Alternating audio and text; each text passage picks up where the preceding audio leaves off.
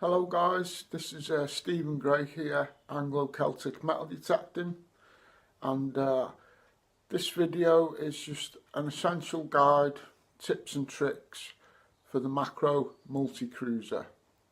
Very capable machine, and essentially today we'll just be looking at the free tones and some audio options, and stay tuned for more informative videos. Okay guys. Straight away it comes on, it's highlighted there so you know you're in the modes, it's already in free tone. It's going to the settings, just push settings, put your gain up. On free tone, if you're below 90, it's really fast for trashy areas, and if you go above 90, the recovery drops a bit and then you punch more deep. Put it on 92 then, Sid, again. Yeah, so you're going deeper. Clean. About 94. Disc free, tone break, then you've got your notch 4, then you've got the ferrous, I have that on too. It's just the tones of the iron. Okay. Tone break, at the minute in the standard it says a 15, but from 5 and upwards a good target, so you're losing all them targets. So tone break yeah, you want that down to be 5. Okay. And tones, these are all different tones. So 15 is the lowest, that's your iron tone. Push select, that goes into your next tone. If you don't change this, the iron tone and this tone, the gold and non-ferrous tone, there's not much in it. Okay. So you don't stand out. So I've put the second one up to 50 and it jumps out at you then when you're in amongst iron. Cool. And the next one's 70. So select again. Because these are the free tones. Yeah, that's the 3 different tones, that is. All set at different rates. Just so it jumps out for you more. Then we go down to ISAT, leave that at 1. And that's all your settings. If you go over to options, check your frequency. So you're in 14 kilohertz. That's ideally, if you're below 90, if you're below 90 and you want to go fast, use 19 kilohertz. Yeah. And if you want to go deep and you're above 90, go to 14 kilohertz. Okay. Just for that little, just get the edge, like. These are just initial setups. Yeah, tweak it to suit yourself, like. So options, to save it, go down to save, and then you push the plus and minus button. Push the plus button, for that's to save. If you push the minus button, that's factory default, so it sends it all back to factory default. So you want to save it and then push select, and then should be done now. And then obviously before you start, check the area, make sure there's no iron in the grain. Push the bottom right button there and do your grain balance. Yeah. That's it. Thank you, Sid. No problems. Okay, so here we've got a solid mid-tone in the 20s. See what this one is, just as an example. Up to now I'm loving the cruiser. And this mid-tone in the 20s is pewter by the looks of it. Oh yeah, very nice patterned tom back button. Unusual, I've never seen that type of just line pattern on a tom back. That gives you an idea what the signal was like on that. It wasn't very deep.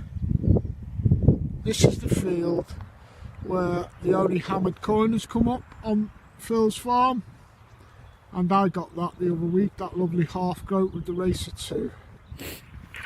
Got a signal here that I'm pretty sure is iron, but I just want to show you the view of it so you get an idea.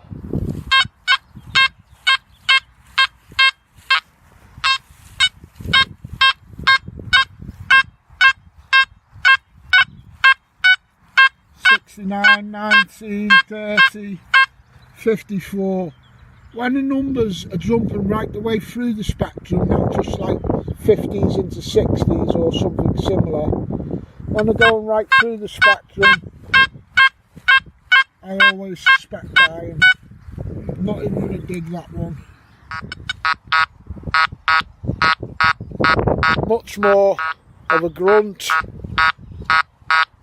But they're basically the 2 telltale signs of signals that probably aren't worth digging. Certainly not that one.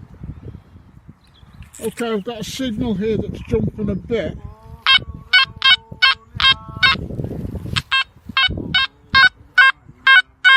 But it's just a bit more stable than that last one. Still jumpy. Could be rubbish, could be iron. But it's just jumping a little bit less through the number spectrum. So I'm going to see what this one is. Well, I'm really glad I dug this because it really explains something about how to use this machine. I don't dig if it jumps 10, 30, 70, 90, I don't dig it. Okay, that was jumping about 30, 40, 50. Well, that's because this is mixed metal. And it's not treasure, but there's iron there and there'll be a copper casing or something on this piece of a lock. Now that could have been a pocket watch, could have been a lovely old lighter. So that's a prime example of sometimes take a chance and don't have it fixed in your mind what to dig and what not to dig.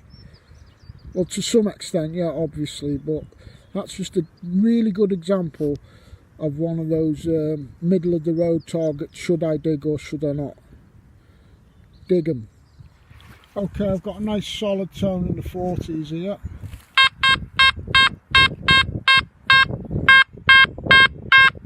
I never use pinpointer. That's enough for me. I know exactly where to dig with that. It's a big piece of lead. The lead, depending on how big it is coming in about 15. That's 40 odd. All depends on the sizes of these objects as well, not just the metallic makeup. I've only got about 3.5 hours here today on the macro cruiser.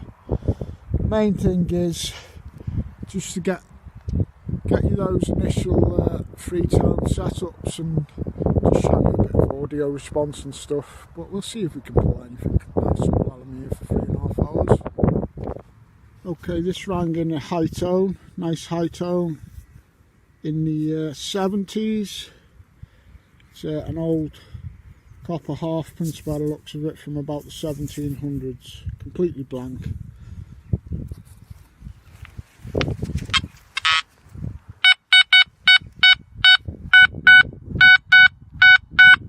Nice high tone, mid 70s. Very small child's thimble.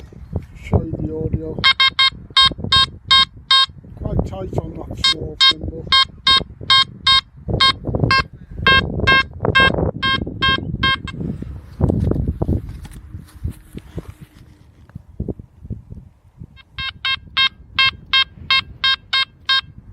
Very tight little audio tone, little dotty, you know, on a dot.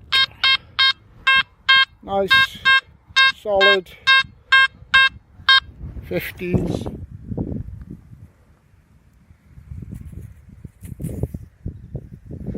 I think this is Sutton's seeds. Sutton's, it's not the same one as we got last time with the ploughs on. There's plenty of meat on it, and I think it's another Chester brand.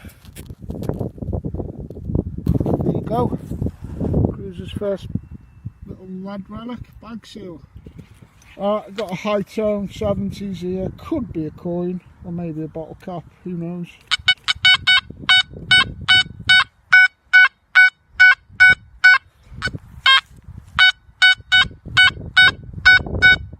Let's have a go at that one, innit?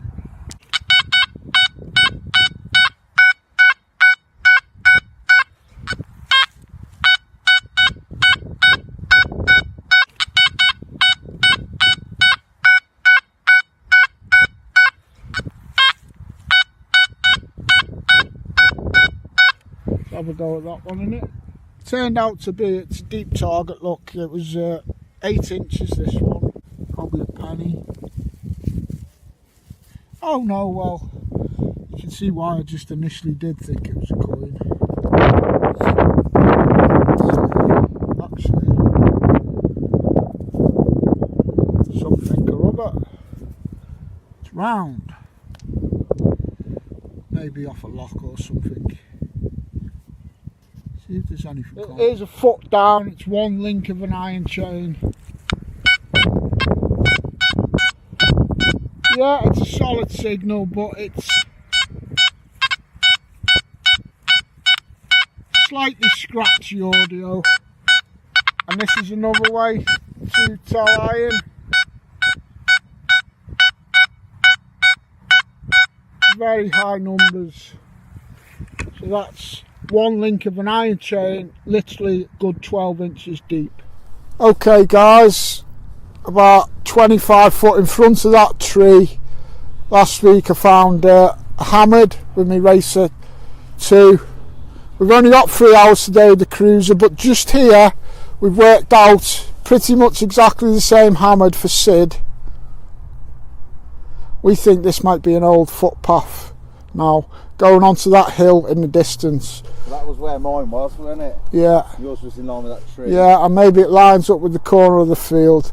Anyway guys, put that on the ground for us, Sid, and just run the cruiser over it, please. We're going to get some audio responses and target ID numbers.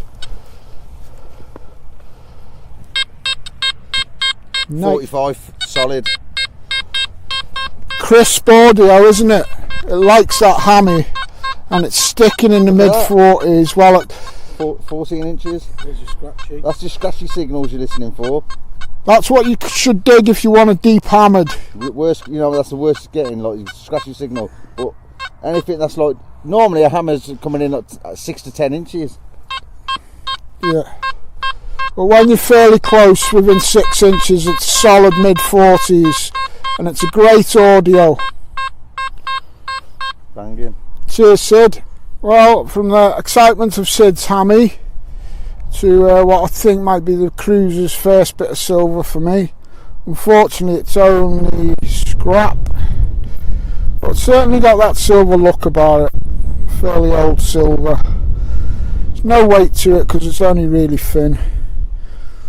Would have been part of a decoration off, who knows, walking stick or anything really. But anyway, it's a start. Like I say, I've only got 3.5 hours here today to do this initial cruiser field test. Just a few tips and tricks up with the audio and those free-tone settings. Unfortunately, I've got to go to work in an hour and load some trucks. But I'm going to get back out on Sunday and try it in 2 tones for you. So I'll blast it for another hour, see if we get any more. Just show the viewers the external battery pack.